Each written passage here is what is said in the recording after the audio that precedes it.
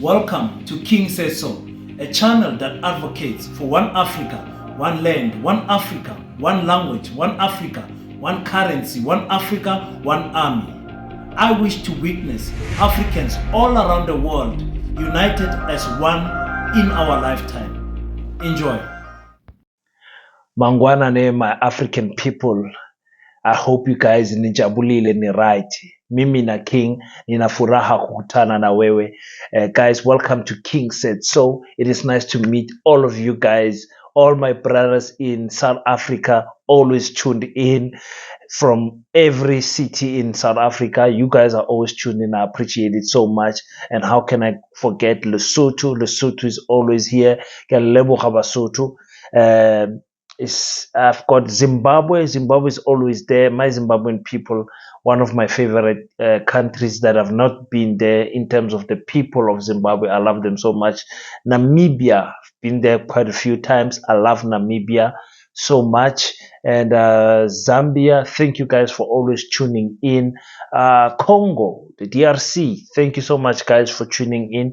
The three big African giants, Burkina Faso, Niger, and Mali. Those guys, that's one of my favorite countries in terms of the army. Gupta's taking over the government from useless African presidents and saying the army general feeling like we can do better, and they are doing better in Mali, in Niger, and of course in the best president right now in Africa, Ibrahim Traore from Burkina Faso. Thank you, Nigeria. Always here tuning in. I love you guys so much. The UK, thank you for tuning in. And the US, as always, thank you for tuning in, guys. I appreciate it so much. Please, if you haven't already, just click on that subscribe button. And before we go anywhere, click the like button also so we can spread the video. We are trying to hit 10,000 subscribers before the end of the year. I believe that we can as a family. So please, let's work together. Today we're having a nice story of with Zola, Boginkosi Dlamini. For those who are not from South Africa, he is like the Tupac version of South Africa. He is a rapper singer from a genre called Kwaito. Kwaito is a type of music that is only found in South Africa. It's like the hip hop version of South Africa, if I can put it like that. Yeah, I think I can put it like that. It's a hip hop version of South Africa. So Zola is a guy that has been on the television side when I was growing up. Zola was the first person that I can think of when I was watching TV. I could say, I want to be like this person. It was Zola for us because he was firstly at Yizo Yizo. Yizo Yizo, I'll speak about it later on because Yizo Yizo is like it was a very bad influence, had a bad impact in terms of how it influenced the youth at that time when I was growing up in my primary and not high school, primary years. In my primary years, it glamorized gangsterism and everything that was not supposed to be glamorized in the hood. But let's just quickly listen to Zola because he was at MacG's podcast, and he answered a simple question. MacG asked him, what is your dream for Africa in an ideal situation? What is your dream for Africa? Let's just quickly listen to what Umzolisto said. So what's your South African dream then, or African dream? In a perfect world for you. In a perfect world, there would not be borders, first of all, in Africa. It would be the USA, the United States of Africa. Cheers. Love that. Yeah. Love that. And we could roam and travel freely, and we could own our mineral wealth, and we could benefit from it. And then there's a lot of us that need to go back to farming. less shopping in shops, more farming. There's things that we need to relearn that I think as Africans we've lost. And then there would be a lot of kids that need to go to school, even if they don't use that education, but if they could just get it, then we would change how we function. You must remember this one thing.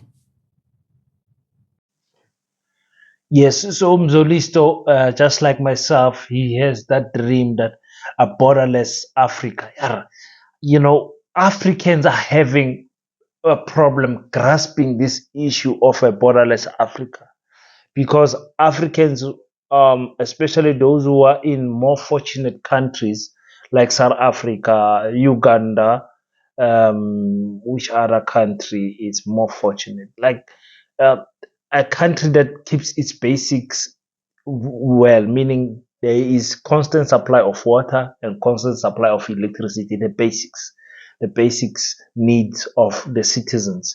And not many countries can boast about it. Botswana, very good.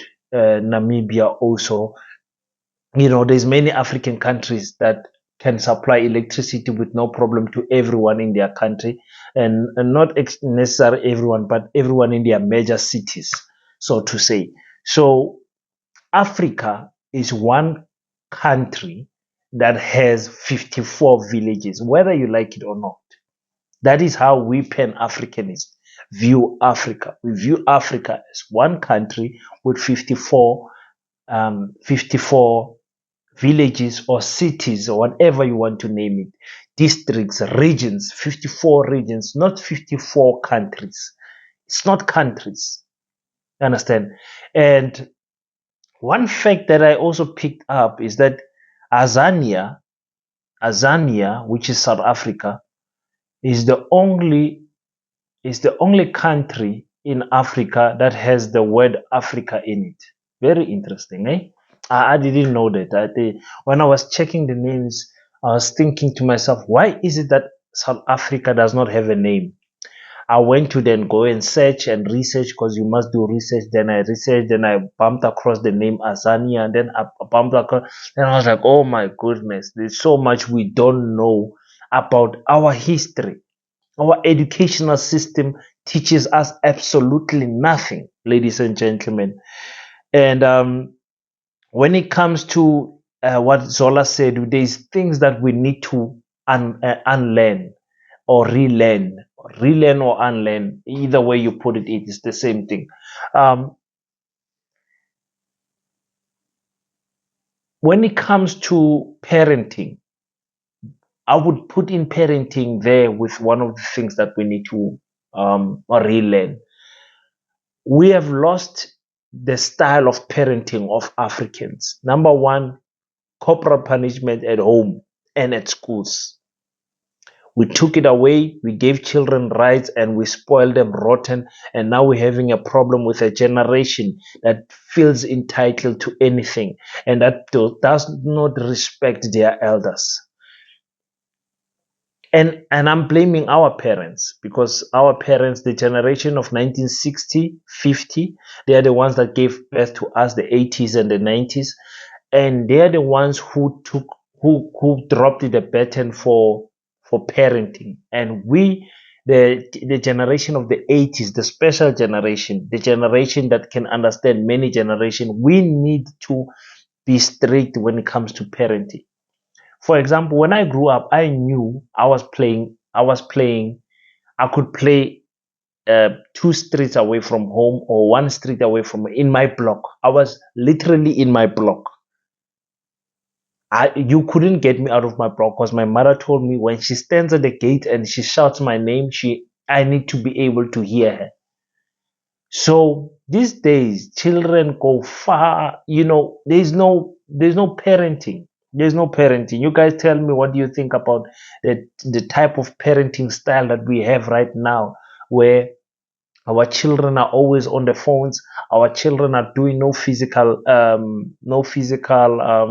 activities like sports and everything. They say a child in sport is a child away from court. It's true. And our children are never in the garden. we are always in the supermarket buying things like potatoes and things that we can grow in our backyard, but we're not doing it. And in my grandmother's place, we literally we needed nothing. You could switch off the electricity, the house could function. There was animals in the with the chicken, sheep, goats, cows, everything that we needed, milk, whatever we needed. We did not go to the supermarket.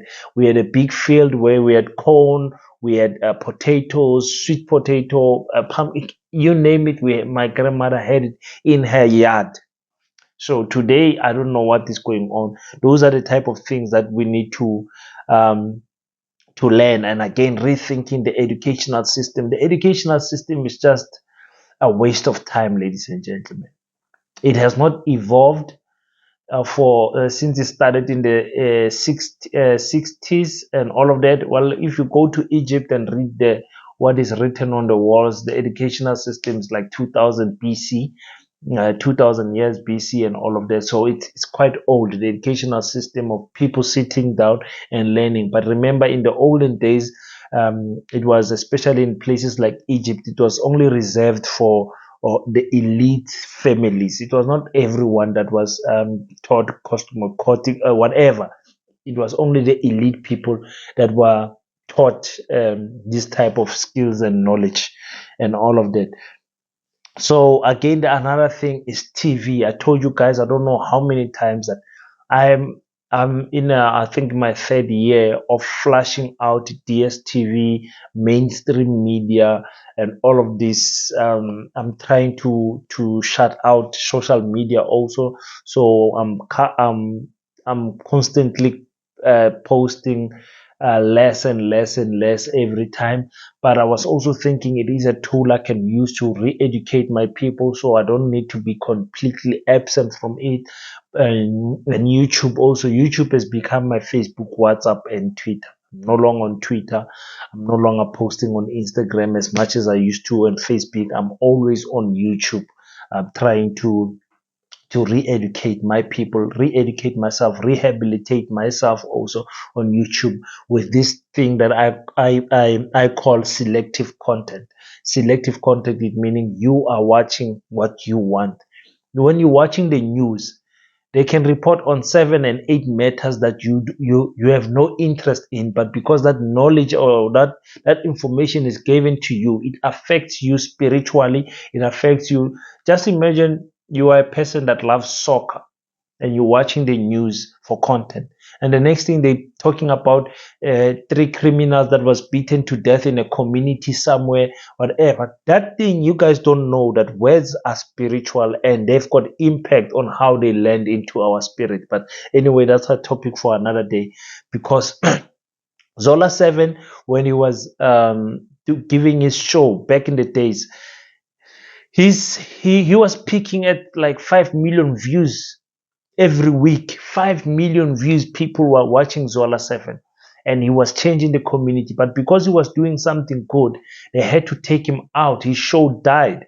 And shows like Boy Yizo were there. They were picking like 2 times or 10 times, 3 times more than what Zola 7 was doing, because it was telling the negative side of the community and glamorizing it. I mean, everyone, when I was in primary school, oh God, it was so difficult. Every big boy wanted to be like Chester and Papa Action, and they wanted to bully us, the smaller ones, and we had to fight. There was a scene in Yizo where Papa Action was flashing another child in the toilet. You don't know how many children were flushed because of that one scene on TV. Children watching that rubbish, and you ask yourself, what is it that we have to do to own the entertainment industries so that we can tell the correct stories that our people and our children can learn from? Yes, without making this video too long, we start on. Yes, so Zola was a big personality. He got sick at some point, and And South Africa was worried about him, and they started posting, "Let's donate to Zola7." And true to him being who he is, he did a tour, quite a tour, and brought some of his old friends back. But the issue was, people then started seeing him drinking, and they're like, "Hey, this guy, we donated to him, trying to save his life, and now he's drinking our money and all of that." And it's a South Africa and Africa, they are not ready of having a serious conversation about alcohol. Like, people, the way people defend alcohol, it's crazy. It's crazy the way our African brothers and sisters defend alcohol. You would swear you want to take their private parts away. The way they defend alcohol, it takes a person with a deep level of self discipline to not to be a slave of alcohol while consuming it. Understand? That's why some of us who are not that deeply disciplined, we just chose to stay away from those things, because I've seen how it has teared up futures in my family, how it has destroyed, brilliant minded young people. And this person is so brilliant, but the problem is alcohol. How many children were conceived because of alcohol, how many ladies have lost their future because of alcohol, how people have lost their jobs because of alcohol. It's Alcohol is another topic that we need to sit down as Africans and say, listen, really, what is it that we need to do and tackle about this alcohol issue to change the African approach to alcohol, because it's a multi-billionaire industry. Yes, it's making a lot of money, but how is it benefiting us as Africans? That's the question that we need to ask. So Umzolisto is one of my favorite artists in South Africa. Grew up loving the guy, and I wish before God calls me or him, that I meet him. He's a really special human being, and I believe if I interviewed him, I will get more out of him than most of the interviews that were there, because there's things I want to ask people like Bozola that I believe if we catch it on camera, we might just change and educate a lot of people's minds. Thank you guys for tuning in. It's your boy King053. Please don't forget to click the subscribe button and click the like and leave your thoughts on the comment section. Let's just, by any chance Zola runs through this video, pass through the video, bumps through this video, or whatever, that he gets a message of support on the comment section. Let's tell him how much we love him. Umzolisto is our brother, our big brother, born I think in 1976 or something like that. So I love him so much. I wish him nothing but the best. And I can see Abu Zakwe and all his KZN brothers are trying to help him, bring him back into the industry. He's not the same anymore, because he needs spiritual healing before he can go back to the Zola that we know. That's my opinion anyway. What do I know? So until we meet next time, don't forget to pray. And after you pray, stand up and do your best so that God can do the rest. I salute you.